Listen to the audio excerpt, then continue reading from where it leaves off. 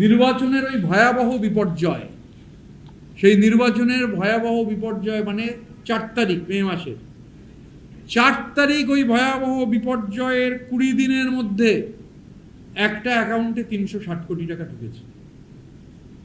একটা অ্যাকাউন্টে 360 কোটি টাকা ঢুকেছে 4 তারিখের পর 20 দিনের মধ্যে। One of the accounts had received rupees 360 crore within 20 days after the election was lost. আমি পুরো ডাউনলোড করেছি, পুরোটা পড়লাম, পুরোটা পড়ে সেখান থেকে যা আছে 360 কোটি টাকা within 20 days after the election was lost। মানে এটা দুপক্ষের সওয়াল জবাব হচ্ছে, কিন্তু একটা পক্ষ এটা জমা করেছেন। ভয়াবহ যে ইলেকশন হেরে যাওয়ার 20 দিনের মধ্যে একটা অ্যাকাউন্টে 360 কোটি টাকা ঢুকলো। এই যে আমরা বারবার বলছি যে কয়লা, বালি, গরু, পাথর, dolomite, this is very serious.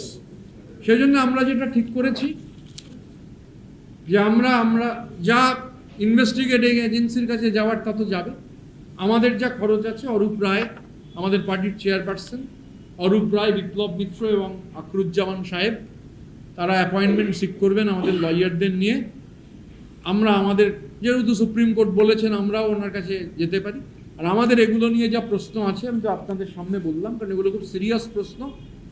আমরা এই প্রশ্নগুলো নিশ্চিতভাবে আইনি, মানে আমাদের যারা আইনজীবী আছেন তারা আইনগতভাবে, কারণ যখন বলেছেন কোর্টে তার তো ডকুমেন্টেশন লাগবে। এবং আবার বলছি, গত 1 বছরের ডিটেল চাই, কিন্তু মানে হঠাৎ করে আপনার কর্মী গজিয়ে উঠলো এরকম হবে না। কারণ এই গোস্ট এমপ্লয়ি তৈরি করে টাকা সাইফন করতে চাইছেন কিনা আমাদের যথেষ্ট সন্দেহ রয়েছে। গোস্ট এমপ্লয়ি দিয়ে সাইফন করবার একটা নতুন ধরনের কারবার চালু হচ্ছে।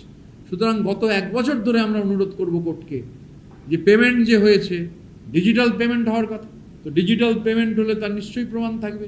আর এই এমপ্লয়িরা কত বছর এদের কন্টিনিউটি এটা দেখা দরকার। স্বাভাবিকভাবে এটা অত্যন্ত সিরিয়াস বিষয়। আমাদের মনে হয়েছে সংবাদ মাধ্যমের সামনে আনা দরকার, যে কারণে আনলাম আমরা এটা সংবাদ মাধ্যমের সামনে।